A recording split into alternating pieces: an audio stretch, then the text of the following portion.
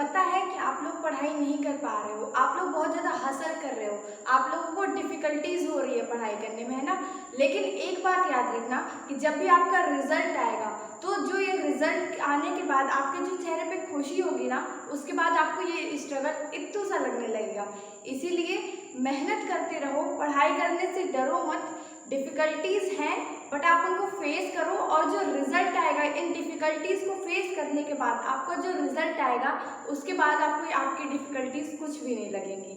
Hello everyone, this is Supriya ताम। आज हम फिजिक्स का चैप्टर सोर्सेस ऑफ एनर्जी पढ़ेंगे। इस चैप्टर में मेनली हमारा फोकस रहेगा कि जो एनर्जी होती है वो दो तरह की होती है। पहली होती है रिन्यूएबल सोर्सेस ऑफ एनर्जी और दूसरी होती है non renewable sources of energy. हम इसमें इस चैप्टर में स्टडी करेंगे कि जो हाइड्रो इलेक्ट्रिक पावर प्लांट्स रहते हैं वहाँ पे कैसे एनर्जी बनती है, जो हमारा कोयला रहता है, कोल रहता है, उससे कैसे हमें एनर्जी मिलती है, कौन से ऐसे सोर्स ऑफ एनर्जी हैं जिन्हें अपन कह सकते हैं कि गुड सोर्स ऑफ एनर्जी है ना। तो ये सारी चीज़ों के बारे में आज इस चैप्टर में हम स्टडी करेंगे। सबसे पहले हमारे दिमाग में क्वेश्चन अराइज होता है एनर्जी क्या होता है ना। तो देखो, जैसे आप लोगों ने पढ़ा है हीट एनर्जी होता है, हीट एनर्जी हो गया, इलेक्ट्रिकल एनर्जी हो गया, और हम लोगों ने 9th क्लास में भी पढ़ा है कि पोटेंशियल एनर्जी होती है, काइनेटिक एनर्जी होती है। पोटेंशियल एनर्जी क्या होती है? The energy due to height. जब कोई भी चीज अर्थ सरफेस से किसी हाइट पे रहता है तो उसे अपन क्या कहते हैं? Potential energy. जैसे कि जो हाइड्रो इलेक्ट्रिक पावर प्लांट्स रहते हैं वहाँ जो पानी स्टोर रहता है वो ग्राउंड लेवल से काफी ऊपर तक पानी स्टोर रहता है ना। तो अपन कह सकते हैं कि जो पानी ऊपर तक स्टोर है उसमें क्या है? पोटेंशियल एनर्जी है। और काइनेटिक एनर्जी क्या होती है? The energy due to its motion. जब कोई भी ऑब्जेक्ट मूव करता है तो उसे अपन क्या कहेंगे कि इसमें काइनेटिक एनर्जी है। जब कोई भी चीज मूव करे, जैसे कोई एक कार मूव करेगी, जैसे अपन ही चलने लग जाएंगे तो अपन कहेंगे हमारे में क्या है? काइनेटिक एनर्जी है ना। तो जब देखो, जब एक बर्ड उड़ती है, जो चिड़िया उड़ती है, तो उसमें काइनेटिक एनर्जी भी रहती है और पोटेंशियल एनर्जी भी रहती है। कैसे? देखो, काइनेटिक एनर्जी मैंने क्या बताया, अगर कोई भी चीज मूव कर रही है तो उसमें क्या है? काइनेटिक एनर्जी है। तो चिड़िया तो मूव कर रही है तो उसमें काइनेटिक एनर्जी है। और चिड़िया ग्राउंड पे थोड़ा ना उड़ती है, चिड़िया तो आसमान में उड़ती है, वो ग्राउंड से ऊपर रहती है, धरती से ऊपर रहती है। तो अपन क्या कह सकते हैं कि चिड़िया में पोटेंशियल एनर्जी भी है। ये दो चीजें समझ में आ गई। फिर देखो हीट एनर्जी। देखो, जब जो अपन घर में अपने खाना बनाते हैं, एलपीजी गैस का कई लोग यूज करते हैं, कई लोग अभी भी कोल से कोयला जला के अपना खाना बनाते हैं। कई लोगों के यहाँ अपन गांव में चले जाएंगे तो वहाँ लकड़ी भी जलाते हैं। वो क्या होता है? वो चूल्हा जिसे अपन कहते हैं, चूल्हे पे लकड़ी जलाते हैं और उससे भी खाना बनता है। ठीक है। तो अगर अपन क्या कह सकते हैं कि अगर ये हीट एनर्जी नहीं होती, अगर अपन को कोई भी सब्सटेंस जलाने से हीट नहीं मिल रही होती तो अपन खाना तो बना नहीं सकते थे, है ना। तो हीट एनर्जी की मदद से हमारा जो खाना रहता है वो बनता है। अब इलेक्ट्रिकल एनर्जी आती है। इलेक्ट्रिकल एनर्जी से अपने घर में डिफरेंट अप्लायंसेस चलते हैं ना। टीवी हो गया, अपन फोन भी इवन चार्ज करते हैं तो इलेक्ट्रिसिटी से, है ना, इलेक्ट्रिसिटी से ही चार्ज करते हैं। कूलर चला रहे हो, एसी चला रहे हो, कितने सारे ऐसे घर में, मिक्सी, ग्राइंडर, वॉशिंग मशीन हो गया, ये सारी चीजें अपन किससे चला रहे हैं? इलेक्ट्रिसिटी से, इलेक्ट्रिकल एनर्जी से ये सारी चीजें चला रहे हैं। तो अगर हम क्या कह सकते हैं कि अगर ये इलेक्ट्रिकल एनर्जी नहीं होती तो हमारी लाइफ में जो भी इलेक्ट्रिकल अप्लायंसेस अपन यूज कर रहे हैं ये अपन नहीं यूज कर पा रहे होते हैं ना। तो हीट का इंपॉर्टेंस देख लिया अपन ने, इलेक्ट्रिकल का एनर्जी का इंपॉर्टेंस और कहाँ कहाँ पे है? इंडस्ट्री में कई सारी बड़ी बड़ी मशीनें चल रही होती हैं, जनरेटर चल रहे होते हैं। तो अगर इलेक्ट्रिसिटी नहीं होती तो हमारी वो भी नहीं चल पाते ना। इंडस्ट्री पे इतने सारे जो मशीन इतनी सारी चल रही है ये भी नहीं चल पाती। और आजकल तो देखो, पहले क्या होता था, ट्रेन जो होती थी वो कोयले से चलती थी ना। ट्रेन में कोयला डाला जाता था और वो फिर कोयला से स्टीम बनती थी और उस हिसाब से ट्रेन चलती थी। तो पहले हीट एनर्जी की मदद से क्या चल रही थी? ट्रेन चल रही थी। अब क्या हो गया कि इलेक्ट्रिकल एनर्जी, अब जो ट्रेन चल रही है वो इलेक्ट्रिसिटी की हेल्प से चल रही है ना, इलेक्ट्रिकल एनर्जी की हेल्प से चल रही है। तो हम क्या कह सकते हैं कि जो एनर्जी है ये बहुत ज़्यादा इंपॉर्टेंट रोल प्ले करती है हमारी लाइफ में, है ना। तो अब अपन देखते हैं सोर्सेस ऑफ एनर्जी क्या है। देखो, a source of energy is one which can provide adequate amount of energy in a conventional form over a long period of time. Source of energy क्या है? A source of energy is one which can provide adequate amount of energy. एक source of energy क्या है? जैसे एक जो कोयला है वो क्या है? source of energy है। तो जब हम उस कोयले को, source of energy को जलाते हैं तो हमें क्या मिलती है? एनर्जी मिलती है। तो ये एक source of energy एक क्या है? A source of energy is one which can provide adequate amount of energy in a conventional form over a long period of time. Source of energy क्या है? जो भी चीज़ हमें एक अच्छा अमाउंट में हीट या फिर कोई भी चीज़ एनर्जी प्रोवाइड कर सके उसे अपन क्या कहते हैं? सोर्स ऑफ एनर्जी कहते हैं। फिर अपन कैसे ये पता लगाएंगे कि कोई भी सोर्स एक गुड सोर्स ऑफ एनर्जी है या फिर नहीं है? देखो, जैसे कि अपन अगर कोयले को कंपेयर करें और एलपीजी गैस जो हमारे यहाँ गैस सिलेंडर में गैस आती है, ये दोनों को कंपेयर करें तो आप क्या कहोगे कि ये दोनों में से कौन गुड सोर्स ऑफ एनर्जी है? आप डेफिनेटली मुझे बताओगे ना कि एलपीजी गैस जो है वो एक गुड सोर्स ऑफ एनर्जी है। आपने क्यों कहा कि एलपीजी अच्छा? कोयले के मुकाबले एलपीजी यूज करना खाने बनाने के लिए ज़्यादा अच्छा। देखो, सबसे पहले तो अपन कहेंगे कि कोयला आसानी से मिलता नहीं है ना, और ये जो होता है एलपीजी गैस होती है वो आसानी से हमारे यहाँ अवेलेबल हो जाती है। फिर सेकंड फैक्टर अपन देखते हैं, कॉस्ट देखते हैं। तो इस केस में कॉस्ट हो सकता है कोयले का कम पड़े, एलपीजी गैस का ज़्यादा पड़े, लेकिन एलपीजी गैस अपन को से यूज़ करने के लिए सेफ होती है ना। तो ऐसे काफ़ी सारे फैक्टर्स होते हैं जिससे अपन ये पता लगाते हैं कि कोई भी सोर्सेस एक गुड सोर्स ऑफ एनर्जी है या नहीं। तो यहाँ पे देखो भाई लिखा है what is a good source of energy. आप किसी भी चीज़ को, जैसे कोयला हो गया या तो फिर आप इलेक्ट्रिकल एनर्जी है, आप किसी भी चीज़ को कैसे कह पाओगे कि ये गुड सोर्स ऑफ एनर्जी है या नहीं? तो यहाँ पे 5 पॉइंट होते हैं, 5 क्राइटेरिया होते हैं। देखो, which is cheap and easily available. जो भी सोर्स हमें सस्ता मिल जाए और आसानी से मिल जाए, अपन उसे क्या कहेंगे कि वो एक अच्छा सोर्स ऑफ एनर्जी है। सेकंड देखो, which is easy to store and transport, वो आसानी से हम स्टोर कर सकें और ट्रांसपोर्ट कर सकें। जैसे कि इलेक्ट्रिसिटी तो अपन जो डैम में पानी भरा रहता है उससे भी बना सकते हैं, लेकिन क्या आप अपने घर में वो डैम को क्रिएट कर सकते हो? नहीं कर सकते, वहाँ से डायरेक्ट इलेक्ट्रिसिटी ही बन के आती है ना।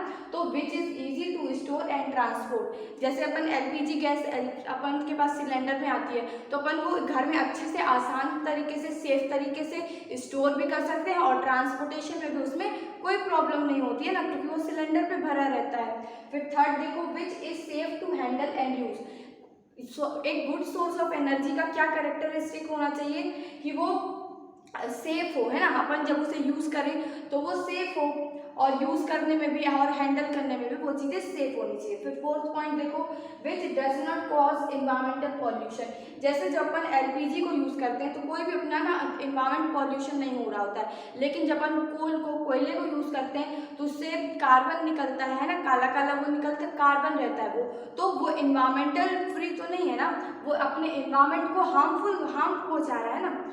सो एक गुड सोर्स ऑफ एनर्जी को क्या होना चाहिए? Which does not cause environmental pollution, उसे इन्वायरमेंट पॉल्यूशन कॉज नहीं करना चाहिए। फिर फिफ्थ देखो, which would do a large amount of work per unit mass. अब जैसे अपन इतना कोयला जलाते हैं तो अपन कह सकते हैं कि अपन ने 1 किलो कोयला जलाया तो हमें 2 किलो जूल ऑफ एनर्जी मिली, 2 कैलोरीज की एनर्जी मिली। तो एक गुड सोर्स ऑफ एनर्जी क्या है कि जिसे अपन कम अमाउंट में यूज करें, कम जलाएं, लेकिन हमें एनर्जी ज़्यादा मिले। जैसे एलपीजी गैस सिलेंडर अपन अपने घर में यूज करते हैं तो वो काफ़ी महीने 2-2 महीने तक चलता है, लेकिन कोयला अगर अपन इतना सारा जलाएंगे तो हो सकता है एक ही दिन का अपना खाना बन पाए ना। तो एक गुड सोर्स ऑफ एनर्जी क्या होता है कि जिसे अपन कम अमाउंट में यूज करें लेकिन वो हमें हीट ज़्यादा दे, या फिर कोई भी चीज़ उसका क्या अपन कह सकते हैं कि उसका वर्क डन ज़्यादा हो। ठीक है, वो कम चीज़ अपन ले और वो ज़्यादा वर्क करे। ठीक है, समझ में आ गया ये 5 पॉइंट। और एक गुड सोर्स ऑफ एनर्जी को कैसे अपन कह सकते हैं, कोई भी एक सोर्स ऑफ एनर्जी को कैसे अपन ये कह सकते हैं कि ये एक अच्छा सोर्स ऑफ एनर्जी है, उसके लिए 5 क्राइटेरिया होते हैं। क्लियर है ये पाँचों? मैं आगे बढ़ूँ।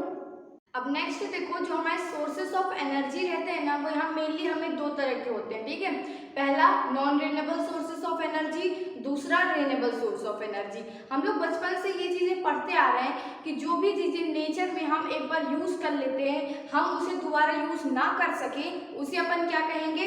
Non renewable sources of energy. क्या मैंने बताया कि कोई भी चीज़ है जिसे अपन एक बार यूज़ कर लेंगे, फिर से अपन उसको दोबारा उस चीज़ को यूज़ ना कर सकें, तो उसे अपन क्या कहेंगे? Non renewable sources of energy. जैसे कि देखो, अपन कोयला को खाना बनाने में अगर यूज़ करते हैं, ठीक है, तो कोयला एक बार अगर अपन ने इतना कोयला जला लिया तो क्या उस कोयले को आप बार बार यूज़ कर सकते हो? नहीं यूज़ कर सकते, क्योंकि आप जब कोई भी अमाउंट इतना कोयला कितना भी कोयला जला लोगे एक बार, तो उसके बाद वो क्या होता है, ऐश में, राख में कन्वर्ट हो जाएगा, है ना। और उस कोयले को, उस राख को फिर अपन को फेंकना पड़ेगा, उसे अपन बार बार यूज़ नहीं कर सकते, है ना। क्या समझ में आ रहा है? कोयला क्या है, एक non renewable sources of energy है। जैसे कि आप देखो पेट्रोल वगैरह आप यूज़ करते हो, कार में पेट्रोल डीजल यूज़ करते हो, तो क्या आपने एक बार पेट्रोल भरवा लिया तो क्या उससे जीवन भर कार चलती है? नहीं चलती है। पेट्रोल क्या है, एक non renewable source of energy है। अपन उसको बार बार वही चीज़ को बार बार यूज़ नहीं कर सकते, है ना, कि इतना पेट्रोल को ही अपन बार बार यूज़ करते रहे, है ना, नहीं, अपन नहीं कर सकते, वो खत्म होगा। और जैसे कि नेचुरल गैस हो गई, वो भी खत्म होगी समय के साथ, जैसे जैसे आप उसे यूज़ करोगे वो खत्म होती जाएगी, और एक ही अमाउंट ऑफ गैस को आप बार बार यूज़ नहीं कर सकते। तो non renewable source of energy क्या है? Those source of energy which have accumulated in nature over a very long time and cannot be quickly replaced when exhausted are called non-renewable source of energy. Non renewable source of energy क्या है? ऐसे source of energy है जिन्हें कि nature में बनने में बहुत ज़्यादा, मतलब मिलियंस ऑफ ईयर लगे हुए हैं ना। जैसे कि अपन कहते हैं ना, कोयला को बनने में, कोयला अर्थ के अंदर बनता है ना, कोयला कैसे बनता है, जो पुराने समय में जो हमारे प्लांट्स रहे होंगे वो जब काटे गए होंगे या फिर गिर गए होंगे, तो धीरे धीरे जो उसमें अर्थ के अंदर वो दब गए रहे होंगे, जब वो अर्थ के अंदर दब गए रहे होंगे तो वो मिलियंस ऑफ ईयर के बाद कोयला बनता है, ठीक है। तो non renewable sources of energy क्या है? ऐसे source of energy, the source of energy which have accumulated in nature over a very long period of time. Non renewable source of energy एक ऐसा सोर्स ऑफ एनर्जी है जिसे कि nature में बनने में बहुत ज़्यादा टाइम लगा है, मिलियंस ऑफ ईयर लगे हैं, and can not be quickly replaced when exhausted are for non renewable source of energy. और non renewable source of energy कैसी होती है? वो जल्दी से रिप्लेस नहीं की जा सकती। अगर वो एक बार ख़त्म हो गई तो हमें जल्दी से वो सोर्स ऑफ एनर्जी नहीं मिल सकती। जैसे कि कोयला एक बार नेचर में ख़त्म हो जाएगा तो अपन को मिलियंस ईयर बाद फिर से कोयला मिलेगा, है ना। तो non renewable source of energy क्या है? ऐसी सोर्स ऑफ एनर्जी है जो कि बहुत ज़्यादा टाइम के बाद हमें मिलती हैं, और अगर वो एक बार ख़त्म हो गई तो उन्हें रिप्लेस कर पाना हमारे लिए पॉसिबल नहीं होगा। फिर से एक बार बता दूं, दो source of energy which have accumulated in nature over a very long time and cannot be quickly replaced when exhausted are called non-renewable source of energy. इतना क्लियर हो गया? फिर देखो, non renewable source of energy are dug out from the earth. जो non renewable source of energy रहती हैं उन्हें अपन अर्थ से बाहर निकालते हैं, है ना। जो non renewable source of energy रहते हैं वो हमें कहाँ से मिलते हैं? अर्थ से मिलते हैं। जैसे कि कोयला हो गया, वो भी हम अर्थ से निकालते हैं, कोयला भी हमें अर्थ से मिलता है, पेट्रोल वगैरह भी हमें अर्थ से मिलता है, नेचुरल गैस भी हमें अर्थ से मिलती है। तो यहाँ पे एग्जाम्पल क्या लिख सकते हो non renewable source of energy के? नेचुरल गैस हो गया, पेट्रोल हो गया, डीजल हो गया, और कोल हो गया, कोयला हो गया, ठीक है। अब देखो, the non renewable source of energy are called conventional source of energy. Non renewable source of energy को अपन क्या बोल सकते हैं? Conventional source of energy. और ये वर्ड जो मैं बता रही हूँ, कन्वेंशनल सोर्स ऑफ एनर्जी अपन किसको बोलते हैं? Non renewable source of energy को बोलते हैं। ये चीज़ें ध्यान रखने लग, क्योंकि काफ़ी बार पेपर में ये चीज़ पूछी जाती है कि differentiate between conventional and non conventional source of energy. तो हमें ये चीज़ याद ही नहीं रहती कि अब अपन सोचने लग जाते हैं कि कन्वेंशनल सोर्स ऑफ एनर्जी क्या होता है। होता तो वो non renewable source of energy है, बट वो नेम चेंज हो जाता है, और पेपर में ऐसे ही क्वेश्चन आते हैं कि आंसर तो अपन को पता रहेगा बट अपन क्वेश्चन को नहीं समझ पाते हैं, ठीक है। तो इसीलिए याद रखना कि जो non renewable source of energy रहती है उन्हें अपन क्या कहते हैं? कन्वेंशनल सोर्स ऑफ एनर्जी भी कहते हैं। फिर नेक्स्ट पॉइंट देखो, the non renewable source of energy can get exhausted one day so that they are also known as exhaustible source of energy। देखो, जो हमारी non renewable source of energy हैं वो नेचर में एक ना एक दिन खत्म हो जाएंगे। क्या हो जाएंगे? एग्जॉस्ट हो जाएंगे। एग्जॉस्टेड का मतलब क्या है? खत्म हो जाना। तो जो हमारी non renewable source of energy है वो नेचर में एक ना एक दिन खत्म हो जाएंगी, एग्जॉस्ट हो जाएंगी। तो अपन उसे क्या कह सकते हैं? Exhaustible source of energy. यहाँ पे लिखा हुआ है ना, एग्जॉस्टेबल सोर्स ऑफ एनर्जी, ठीक है। तो जो non renewable source of energy रहती है वो क्या रहती है कि उन्हें नेचर में बनने में एक लंबा समय लगता है ना, उन्हें नेचर में बन पाने में एक लंबा समय लगता है, और अगर वो एक बार खत्म हो गई तो दोबारा हमें मिलना वो मुश्किल है। ठीक है, एग्जाम्पल क्या होगा, कोल हो गया, पेट्रोलियम हो गया, नेचुरल गैस हो गया। फिर non renewable source of energy को अपन क्या बोलते हैं, कन्वेंशनल सोर्स ऑफ एनर्जी। और non renewable source of energy एक ना एक दिन नेचर में खत्म हो जाएंगे, इसीलिए अपन उनको क्या कहते हैं, exhaustible source of energy. They will get exhausted, वो एक ना एक दिन खत्म हो जाएंगी। तो पेपर में अपन से कैसे पूछ सकता है कि differentiate between non renewable source of energy and renewable source of energy, जो कि मैं अभी आपको रिन्यूएबल सोर्स ऑफ एनर्जी अभी जस्ट पढ़ाती हूँ। ठीक है, और अपन को कैसे पूछ सकता है, differentiate between conventional and non conventional source of energy. फिर अपन से कैसे पूछेगा यही क्वेश्चन को कि differentiate between exhaustible and non exhaustible source of energy. Answer एक ही रहेगा, डिफरेंस में सेम पॉइंट रहेंगे, लेकिन क्वेश्चन तीन तरीके से पूछ सकता है। इसीलिए याद रखना कि किस non renewable source of energy उसे अपन क्या कहते हैं, कन्वेंशनल सोर्स ऑफ एनर्जी भी कहते हैं, और एग्जॉस्टेबल सोर्स ऑफ एनर्जी भी कहते हैं। क्लियर हो गया। अब मैं renewable source of energy पढ़ाऊं।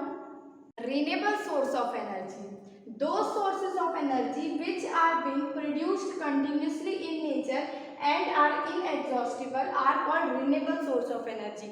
renewable source of energy क्या है, जो नेचर में खत्म ना हो, जो ऐसा सोर्स ऑफ एनर्जी जो कि नेचर में हमारे खत्म ना हो, उसे अपन क्या कहेंगे, रिन्यूएबल सोर्स ऑफ एनर्जी। जैसे आप एग्जांपल ले लो वुड। अब आप कहोगे कि हमारे पेड़ कटते जा रहे हैं तो क्या लकड़ी, वुड तो खत्म होगा, लेकिन जो हमारा वुड है, लकड़ी है, वो एक रिन्यूएबल सोर्स ऑफ एनर्जी है। कैसे, देखो, अगर अपन ने एक पेड़ काटा और उसकी लकड़ी को यूज कर लिया तो उस पेड़ को वापस उतना बड़ा करने में अपन को कितना टाइम लगेगा, अपन को कितना टाइम लगेगा, 5 या 6 साल लगेगा या फिर 10 साल लगेगा। ठीक है, इससे ज़्यादा टाइम नहीं लगेगा। बट अगर अपन ने कोयले को यूज किया तो कोयले को दोबारा बनने में कितना टाइम लगेगा, मिलियंस ऑफ ईयर लगेंगे। और वहीं लकड़ी जो वुड है उसको बनने में कितना टाइम लगेगा, 10 साल, है ना। तो अपन और उसको देखो, अपन पेड़ लगाते जाएंगे, है ना, पेड़ लगाते जाएंगे, जितने ज़्यादा पेड़ लगाएंगे उतना ज़्यादा रिन्यूएबल सोर्स ऑफ एनर्जी हमारी बढ़ती जाएगी। लेकिन अपन कोयले को तो नहीं लगा सकते ना कि कोयले का भी कोई बीज आता हो और उसको अपन जाके अर्थ के अंदर दबा दें ना, ऐसा तो अपन नहीं कर सकते। तो जो हमारा वुड है, वो लकड़ी है, वो कौन सा कैसा सोर्स ऑफ एनर्जी है, रिन्यूएबल सोर्स ऑफ एनर्जी है। फिर से एक बार रीड करो, those source of energy which are being produced continuously in nature. ऐसा source of energy, renewable source of energy एक ऐसा सोर्स ऑफ एनर्जी है जो कि अपन उसको कंटिन्यूअसली नेचर में प्रोड्यूस कर सकते हैं। जैसे अपन नेचर में पेड़ लगाते जाएंगे, रिन्यूएबल सोर्स ऑफ एनर्जी बढ़ता जाएगा। फिर देखो, एंड आर इनएग्जॉस्टेबल, वो कभी भी खत्म नहीं होने वाले, है ना। जैसे अपन पेड़ प्लांट करते चल रहे हैं तो वो जो रिन्यूएबल सोर्स ऑफ एनर्जी है वो कभी भी खत्म नहीं होगा। मैंने क्या एग्जांपल बताया रिन्यूएबल सोर्स ऑफ एनर्जी का, ए वुड, जो हमारी लकड़ी है वो कैसी है, रिन्यूएबल सोर्स ऑफ एनर्जी। फिर नेक्स्ट पॉइंट देखो, the renewable source of energy are also called non conventional source of energy. याद रखना, renewable source of energy are also known as non conventional source of energy. Next देखो, the renewable source of energy will never get exhausted, so they are also known as inexhaustible source of energy। मैंने क्या बताया कि जो renewable source of energy है वो nature में कभी भी खत्म नहीं होंगे, इसीलिए अपन उन्हें क्या कहते हैं, इनएग्जॉस्टेबल सोर्स ऑफ एनर्जी। फिर से बोलो, जो रिन्यूएबल सोर्स ऑफ एनर्जी है वो नेचर में कभी भी खत्म नहीं होंगे, इसीलिए अपन उनको क्या कहते हैं, इनएग्जॉस्टेबल सोर्स ऑफ एनर्जी। फिर नेक्स्ट पॉइंट देखो, renewable source of energy are also known as alternative source of energy. जो हमारे रिन्यूएबल सोर्स ऑफ एनर्जी है उन्हें अपन और क्या कह सकते हैं, अल्टरनेटिव सोर्स ऑफ एनर्जी। सो मैंने अभी आपको क्या बताया था, non renewable source of energy. Non renewable source of energy क्या होता है, ऐसा सोर्स ऑफ एनर्जी, एक ऐसा सोर्स है एनर्जी का जिसे बनने में मिलियंस ऑफ ईयर लगते हैं, very very long period of time उन्हें बनने में लगता है। और अगर एक बार वो खत्म हो गए तो दोबारा उनका मिल पाना, बन पाना मुश्किल है। और रिन्यूएबल सोर्स ऑफ एनर्जी क्या है, एक ऐसा सोर्स ऑफ एनर्जी है जिसे बनने में बहुत ही कम टाइम लगता है as compare to non renewable source of energy. और अगर वो एक टाइम खत्म भी हो गए तो अपन उन्हें दोबारा आसानी से क्या कर सकते हैं, प्रोड्यूस कर सकते हैं। फिर जो हमारा non renewable source of energy है उसे अपन क्या कहते हैं, कन्वेंशनल सोर्स ऑफ एनर्जी। और जो हमारा रिन्यूएबल सोर्स ऑफ एनर्जी अपन उसे क्या कहते हैं, non conventional source of energy. फिर जो हमारा non renewable source of energy है उसे अपन क्या कहते हैं, एग्जॉस्टिबल सोर्स ऑफ एनर्जी।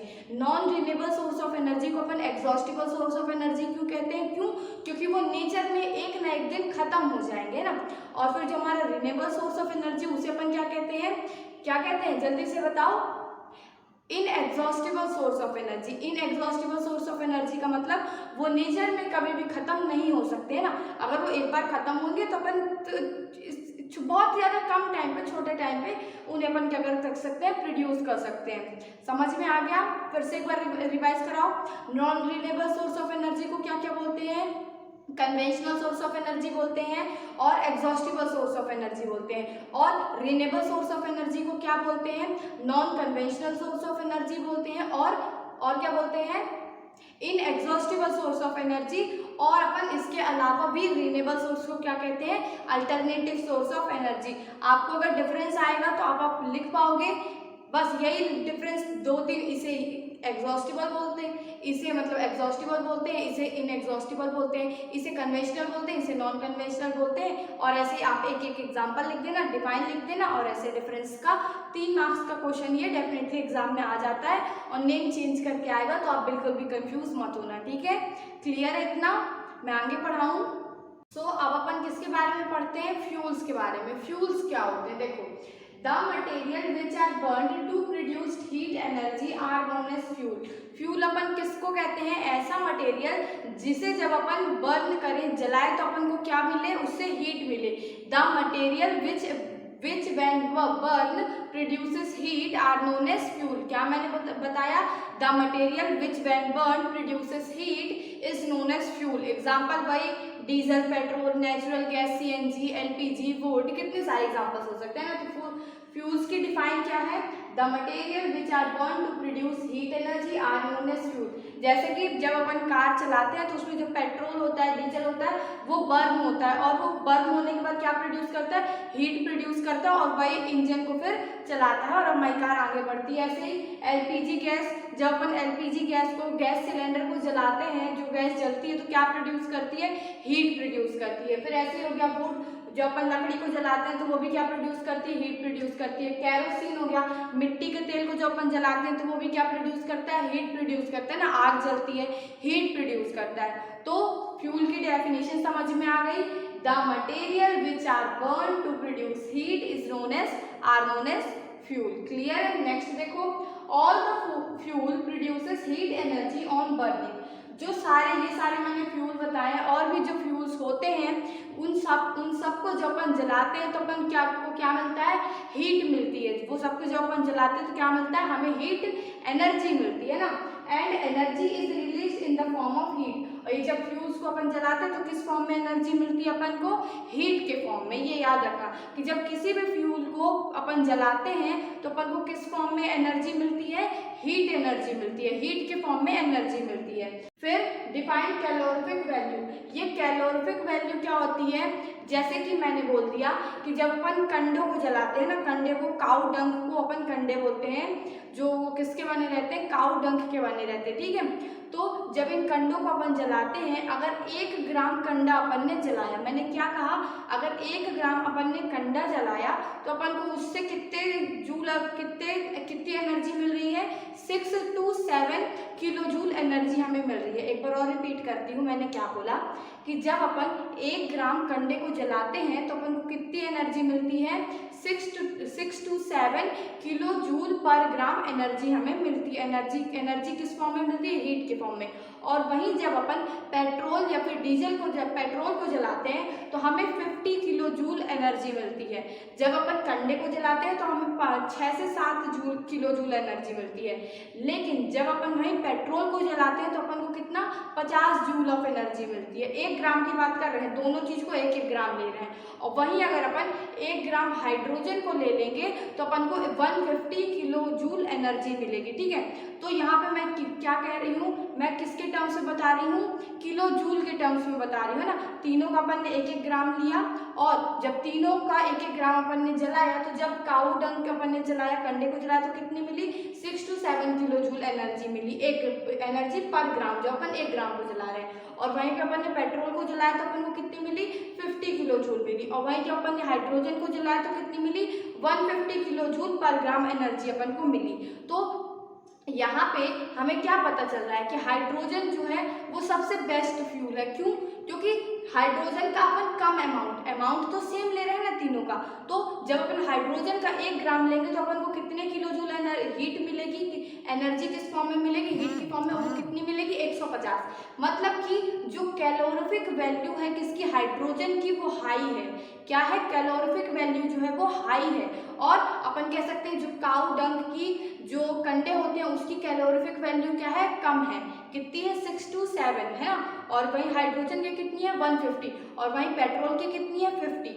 तो जो कैलोरीफिक वैल्यू ऑफ हाइड्रोजन है वो किसकी वैल्यू से ज़्यादा है, अपन कह सकते हैं पेट्रोल की वैल्यू से ज़्यादा है ना, कैलोरीफिक वैल्यू। सो यहाँ पे लिखा हुआ है define calorific value, the amount of heat produced by burning a unit mass of fuel completely is known as its calorific value. Calorific value क्या है, जब किसी भी कोई भी एक पर्टिकुलर अमाउंट की का सब्सटेंस या फिर फ्यूल अपन जलाएंगे तो उससे अपन को जो एनर्जी मिलेगी उसे अपन क्या कहेंगे, कैलोरीफिक वैल्यू कहेंगे। एक बार फिर से पढ़ो, the amount of heat produced by burning a unit mass of the fuel completely, कोई भी एक यूनिट मास का अपन फ्यूल ले लें और उसको जब अपन कंटिन्यूसली कंप्लीटली पूरा बर्न करते हैं तो उससे जो अपन को हीट एनर्जी मिलेगी उसे अपन क्या कहेंगे, its calorific value is known as its calorific value. और फिर देखो unit of calorific value is kilo joule per gram. क्या कैसे लिखते हैं, किलो जूल पर का मतलब क्या है, अपॉन में ग्राम। कैलोरीफिक वैल्यू की जो यूनिट है वो क्या है, किलो जूल पर ग्राम। और आपको समझ में आ गया ना कैलोरीफिक वैल्यू का एग्जैक्ट मतलब क्या होता है। डेफिनेशन अधिकतर एग्जाम में पूछ ली जाती है, most of the time definition आती है, इसीलिए आप डेफिनेशन को चाहो तो नोट कर लो जल्दी से। क्या है, the amount of heat produced by burning a unit mass of the fuel completely is known as its calorific value. The unit of calorific value is kilo joule per gram. I hope note कर लिया मैं आप लोगों ने ये। मैं next आगे की चीजें बताऊं, नोट कर लिया ना आप लोग ने।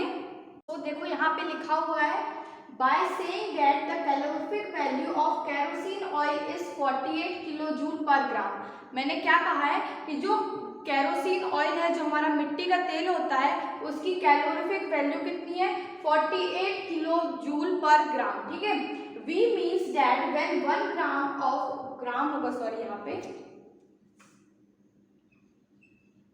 when 1 gram of kerosene oil is burned completely then it will produce 48 kilojoule of heat energy। समझ में आ गया। यहाँ पे अगर किसी भी चीज की अपन को कैलोरीफिक वैल्यू बता दे, जैसे कि केरोसिन ऑयल की कितनी है, 48 किलो जूल पर ग्राम, तो 48 किलो जूल पर ग्राम इसकी जो कैलोरीफिक वैल्यू है, इसका मतलब क्या है कि अगर हम 1 ग्राम क्या लें, केरोसिन ऑयल लें, तो कितने kilo joule heat energy produce करेगा, 48 किलो जूल हीट एनर्जी क्या करेगा, वो प्रोड्यूस करेगा। फिर वही चीज मैंने बताई थी ना, डंग केक जो जिसे अपन क्या बोलते हैं, कंडे बोलते हैं, और कई जगह पे उपले भी बोलते हैं। ठीक है, तो अगर 1 ग्राम उपले या फिर कंडों को अपन जलाएंगे तो अपन को कितने किलो जूल हीट एनर्जी मिलेगी, 6 to 8 किलो जूल पर ग्राम अपन को एनर्जी मिलेगी। फिर वुड हो गया, जो लकड़ी हो गई, उसे जब अपन जलाते हैं तो अपन को कितने किलो जूल एनर्जी मिलती है, अगर 1 ग्राम अगर लकड़ी का अपन वुड का जलाएंगे तो अपन को कितने मिलेगी एनर्जी, 17 किलो जूल एनर्जी मिलेगी 1 ग्राम जलाने में। ठीक है, फिर डीजल के केस में कितनी मिलती है कि 45 किलो जूल पर ग्राम। इसका मतलब क्या है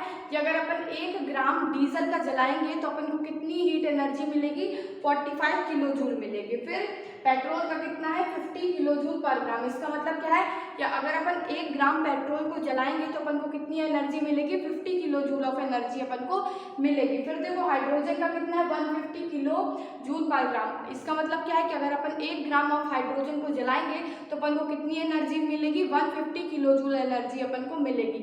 समझ में आ गया। और ये वाला काफी बार पूछा भी जाता है कि कैलोरीफिक वैल्यू किसकी सबसे ज्यादा हाई रहती है। ऑप्शन में यही 4-5 चीजें लिख देगा, 4 चीजें। तो हाइड्रोजन जो रहता है, हाइड्रोजन जो अपनी गैस होती है उसकी कैलोरीफिक वैल्यू सबसे ज्यादा होती है। इसीलिए जो अपना एलपीजी गैस वगैरह बनाई जाती है ना, जैसे एलपीजी गैस बनाई जाती है उसमें डिफरेंट गैसेस मिक्स की जाती हैं। तो जो अपनी एलपीजी गैस होती है वो एक क्या है, गुड फ्यूल है, एक अच्छा फ्यूल है। तो एक अच्छे एक अच्छा फ्यूल होता है उसमें जो हाइड्रोजन की मात्रा होती है, हाइड्रोजन का परसेंट जो होता है वो हाई होता है। ठीक है, जैसे एलपीजी गैस में भी अभी अपन नेक्स्ट लेक्चर में जब पेट्रोलियम के बारे में, लिक्विफाइड पेट्रोलियम गैस के बारे में, मतलब कि एलपीजी के बारे में जब डिटेल में स्टडी करेंगे तो मैं आपको ये बताऊंगी कि कितने परसेंट क्या क्या मिलाया जाता है। ठीक है, तो एक गुड फ्यूल क्या है, एक गुड फ्यूल वो है जिसमें हाइड्रोजन का परसेंटेज क्या है, ज़्यादा है। जैसे कि एलपीजी हो गया, एलपीजी एक गुड फ्यूल में आता है तो उसमें हाइड्रोजन का जो परसेंट है वो ज़्यादा है। समझ में आ गया। गुड फ्यूल अपन किसे कहते हैं, अपन उसे भी कह सकते हैं जिसमें हाइड्रोजन की जो मात्रा है वो ज़्यादा है, तब भी अपन कह सकते हैं कि वो एक गुड फ्यूल है। और जिसकी कैलोरीफिक वैल्यू ज़्यादा है वो भी एक क्या है, गुड फ्यूल है। जिसकी कैलोरीफिक वैल्यू कम है वो एक गुड फ्यूल, अच्छा फ्यूल नहीं है। क्लियर हो गया इतना। फिर देखो अब नेक्स्ट आता है ignition temperature. Define ignition temperature. Ignition temperature क्या होता है, देखो जैसे जो फ्यूल रहते हैं, जैसे कोयला हो गया, लकड़ी हो गया, उनको अपन सर्टेन टेम्परेचर पे अपन को उनको जलाना पड़ता है ना। एक स्पेसिफिक उनका टेम्परेचर रहता है, एक स्पेसिफिक हीट हमें उसे क्या टेम्परेचर पे क्या करना पड़ता है, हीट करना पड़ता है, और तब जाके वो अच्छे से जलना स्टार्ट होते हैं। जैसे ना कोयला में अपन को आग लगाने में टाइम लगता है, लकड़ी को जलाने में टाइम लगता है ना। तो जब अपन आग लगाते हैं, एक जब वो सर्टेन टेम्परेचर तक उसकी जो हीट रहती है वो चली जाती है, तब जाके कोई भी सब्सटेंस जो रहता है, कोई भी फ्यूल जो रहता है वो हीट का होना स्टार्ट होता है। So define ignition temperature, the minimum temperature to which a fuel must be heated so that it may catch fire and start burning is known as its ignition temperature। मैंने क्या बताया, the minimum temperature, कम से कम इतना temperature जितने पे अपन उसे heat करें ताकि वो आसानी से जो आग है उसको कैच कर ले, फायर को कैच कर ले और बर्न होना स्टार्ट हो जाए, जलना स्टार्ट हो जाए। इग्निशन टेम्परेचर क्या है, वो एक कम से कम टेम्परेचर है जिस पे अपन को एक फ्यूल को हीट करना चाहिए ताकि वो आसानी से आग को, फायर को कैच कर ले और बर्न करना, जलना स्टार्ट कर दे। So define ignition temperature, the minimum temperature to which a fuel must be heated so that it may catch fire and start burning is known as ignition temperature. Clear हो गया। अब मैं एक ideal fuel के क्या characteristic होते हैं वो आपको बताऊं। कैरेक्टरिस्टिक ऑफ अ आइडियल और अ गुड फ्यूल, देखो लिखा हुआ है कैरेक्टरिस्टिक ऑफ एन आइडियल और अ गुड फ्यूल।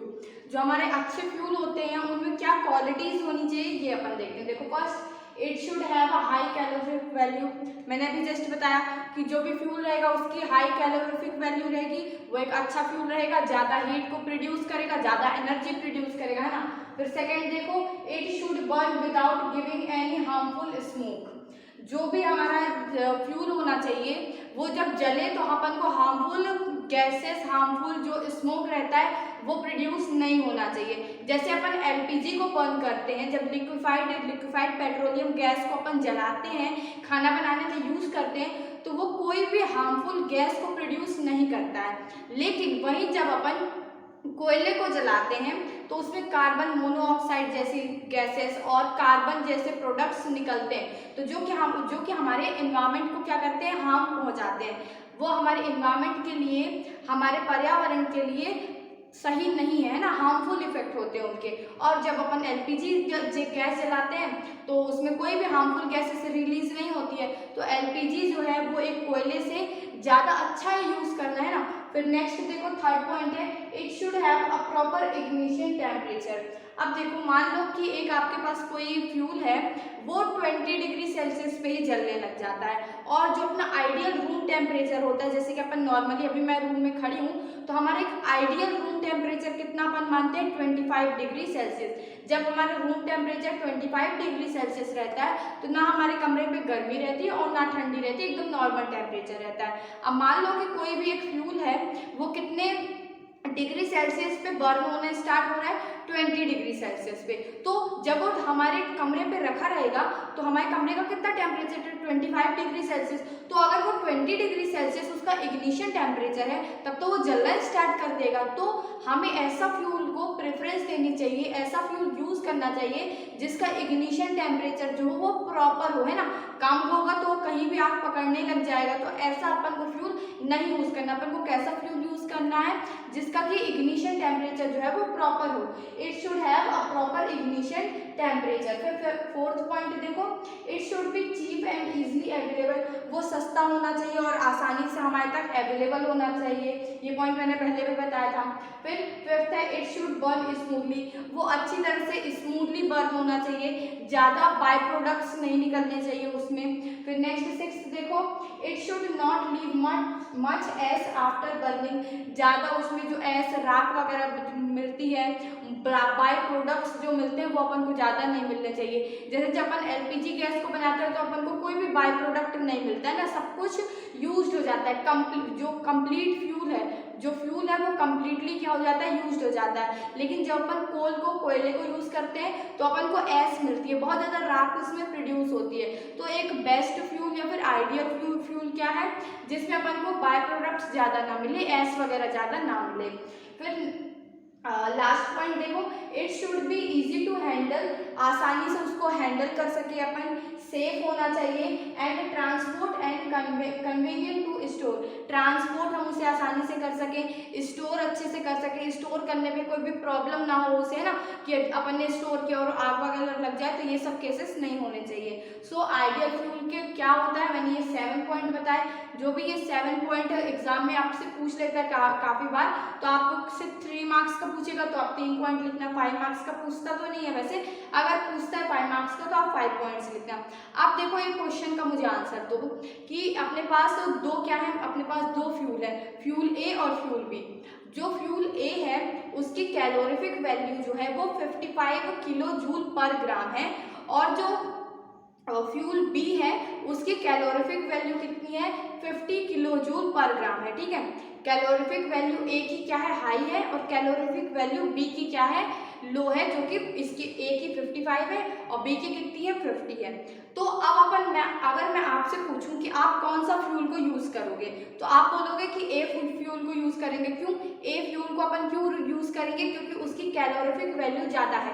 जब अपन 1 ग्राम ए का लेंगे तो वो कितने किलो जूल एनर्जी प्रोड्यूस करेगा, 55 किलो जूल एनर्जी प्रोड्यूस करेगा।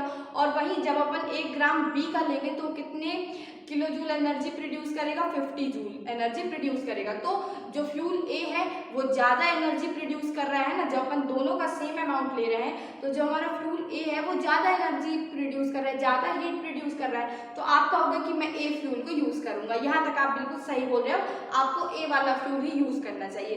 लेकिन अब इसके आगे मैं बोल दूँ कि जो ए फ्यूल है उसकी कैलोरीफिक वैल्यू तो 55 किलो जूल पर ग्राम है, और जो बी फ्यूल है उसकी कैलोरीफिक वैल्यू कितनी है, 50 किलो जूल पर ग्राम है। अब लेकिन यहाँ पे देखो, अब मैं बोल रही हूँ कि जो ए फ्यूल है इसका इग्निशन टेम्परेचर कितना है, 20 डिग्री सेल्सियस है, और जो बी फ्यूल है उसका इग्निशन टेम्परेचर कितना है, 80 डिग्री सेल्सियस है।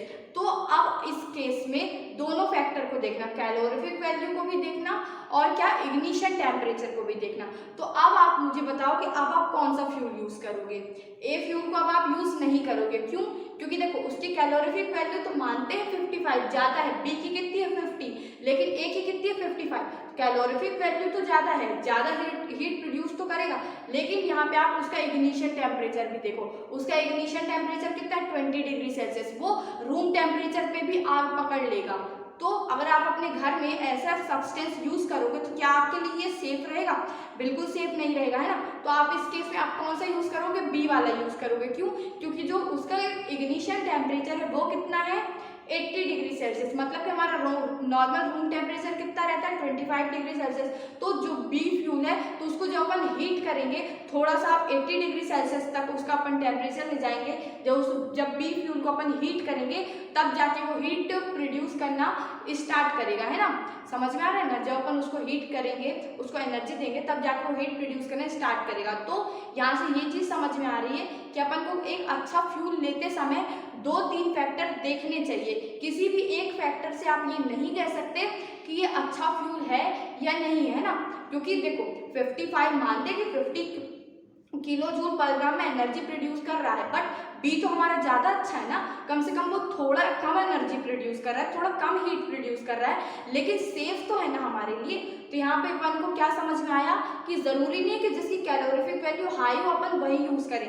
नेक्स्ट फैक्टर उसका इग्निशन टेम्परेचर भी अपन यहाँ पे देखते हैं। इसी पे बेस्ड अपन इसी कॉन्सेप्ट पे बेस्ड अपन एक क्वेश्चन सॉल्व करते हैं। ठीक है, क्वेश्चन है the calorific value and ignition temperature of fuel A R 55 kilo joule होगा, यहाँ पे सॉरी केजी नहीं होगा, 55 kilo joule per gram and 20 degree respectively. जो फ्यूल ए है उसका इग्निशन टेम्परेचर कितना है 20 डिग्री सेल्सियस है, और जो उसकी कैलोरीफिक वैल्यू है वो कितनी है 55 किलो जूल पर ग्राम में। ठीक है, for B it is 50 kilo joule per gram and 80 degree Celsius. और जो फ्यूल बी है उसकी कैलोरीफिक वैल्यू कितनी है 50 किलो जूल पर ग्राम है, और उसका जो इग्निशन टेम्परेचर है वो कितना है 80 डिग्री सेल्सियस। ठीक है, फिर देखो A produces gases like CO2, H2O, SO2, SO3, carbon CO। जो हमारा फ्यूल ए है वो कौन सी गैसेस प्रोड्यूस कर रहा है, SO2 मतलब कि कौन सी गैस, सल्फ्यूरिक गैस प्रोड्यूस कर रहा है, और CO2 क्या है, कार्बन डाइऑक्साइड गैस प्रोड्यूस कर रहा है, कार्बन मोनोऑक्साइड प्रोड्यूस कर रहा है। फिर and B produces carbon dioxide and water as a by product. जो ए है वो कार्बन मोनोऑक्साइड जैसी हार्मफुल गैसेस प्रोड्यूस कर रहा है एज अ बाय प्रोडक्ट, मतलब जब अपन उसे जला देते हैं तो जो फ्यूल ए है वो कौन सी गैस निकालता है, कार्बन डाइऑक्साइड गैस निकालता है, वाटर निकालता है, कार्बन मोनोऑक्साइड जैसी हार्मफुल गैसेस निकालता है। और जो फ्यूल बी है वो हमारी सिर्फ कौन सी गैस निकालता है, कार्बन डाइऑक्साइड निकालता है और वाटर निकालता है as a by product. Which fuel is best to use, give reason. आपको तो यहाँ पे क्लियरली पता ही चल रहा है कि फ्यूल जो बी है वो बेस्ट है, क्योंकि बी बेस्ट क्यों है, देखो मानते हैं कि उसका कैलोरीफिक वैल्यू ए से हल्का कम है ना 50 है, लेकिन उसका इग्निशन टेम्परेचर भी प्रॉपर है जितना अपन को चाहिए है, और वो कोई हार्मफुल गैसेस भी नहीं निकाल रहा है, जो कि ए हार्मफुल गैसेस निकाल रहा है, कार्बन मोनोऑक्साइड जैसी हार्मफुल गैसेस निकाल रहा है, लेकिन जो हमारा फ्यूल बी है वो बिल्कुल भी हार्मफुल गैसेस नहीं निकाल रहा है। तो यहाँ पे आइडियल कौन सा फ्यूल हुआ, आइडियल कौन सा फ्यूल है, बी फ्यूल है, B is more ideal fuel to use. और रीजन देना तो क्या दोगे, it has moderate ignition temperature which is neither very high not low. जो बी फ्यूल है हमारा उसका जो इग्निशन टेम्परेचर है वो नॉर्मल है, ना तो बहुत ज़्यादा हाई है ना तो बहुत ज़्यादा कम है। फिर सेकंड पॉइंट लिखोगे, it does not produces any harmful gases. जो हमारा फ्यूल बी है वो कोई भी हार्मफुल गैसेस नहीं प्रोड्यूस कर रहा है, जो कि ए जो है वो हार्मफुल गैसेस प्रोड्यूस कर रहा है। सो आई होप आपको मेरे साथ पढ़ाई करने में अच्छा लगा होगा। मैंने हर एक टॉपिक को अच्छे से डिटेल में जाके कवर किया है, ताकि जब छोटे छोटे क्वेश्चंस यहीं पास से इन्हीं टॉपिक से आपके पूछे जाए एग्जाम में तो आपके वो क्वेश्चन गलत ना हो सके। हम लोगों ने किस किस चीज़ों के बारे में पढ़ा, सबसे पहले सोर्स ऑफ एनर्जी के बारे में पढ़ा, एक आइडियल सोर्स ऑफ एनर्जी क्या है वो चीज़ें हमने पढ़ी, हमने क्या पढ़ा, कैरेक्टरिस्टिक ऑफ आइडियल और अ गुड फ्यूल के बारे में पढ़ा, फिर रिन्यूएबल सोर्स क्या होते हैं, नॉन रिन्यूएबल सोर्स क्या होते हैं उनके बारे में पढ़ा। हमने पढ़ा था कि जो non renewable source of energy हैं उन्हें अपन एग्जॉस्टिबल सोर्स ऑफ एनर्जी भी कहते हैं, और क्या कहते हैं, एग्जॉस्टिबल सोर्स ऑफ एनर्जी कहते हैं, और क्या कहते हैं, non conventional source of energy कहते हैं। फिर ऐसे जो हमारा रिन्यूएबल रिसोर्स था उसे अपन क्या कहते थे, रिन्यूएबल रिसोर्स को इनएग्जॉस्टिबल सोर्स ऑफ एनर्जी कहते थे, और कन्वेंशनल सोर्स ऑफ या फिर non conventional source of energy वगैरह ये अपन ने पूरा पढ़ा है। फिर जो हमने देखा था कि जो रिन्यूएबल सोर्स ऑफ एनर्जी है उसे अपन अल्टरनेटिव सोर्स ऑफ एनर्जी भी कहते हैं। अब नेक्स्ट वाले लेक्चर में हम किस चीज़ के बारे में पढ़ेंगे, non renewable source of energy. जैसे कि जो हमारे non renewable source of energy petroleum वगैरह हो गया, ये अपन को कैसे मिलते हैं, कितना परसेंट इनमें हाइड्रोजन वगैरह प्रेजेंट रहता है, ये सब चीज़ों के बारे में अपन नेक्स्ट वीडियो में, जैसे कोल हो गया, ये सब चीज़ों के बारे में अपन नेक्स्ट लेक्चर में पढ़ाई करेंगे। सो अगर आपको मेरे साथ पढ़ाई करने में अच्छा लग रहा है, आपके जो भी कॉन्सेप्ट जो पहले नहीं समझ में आ रहे थे, आपको जो भी चीज़ें अब वो आपको समझ में आने लग गई हैं, तो ऐसे ही हर एक कॉन्सेप्ट को आसान तरीके से हंसी के साथ, मस्ती के साथ समझने के लिए इस वीडियो को लाइक करो, मेरे चैनल सुप्रिया तांकर को सब्सक्राइब करो and do share this video with your friends. Thank you so much. पढ़ाई करते रहो। All the best.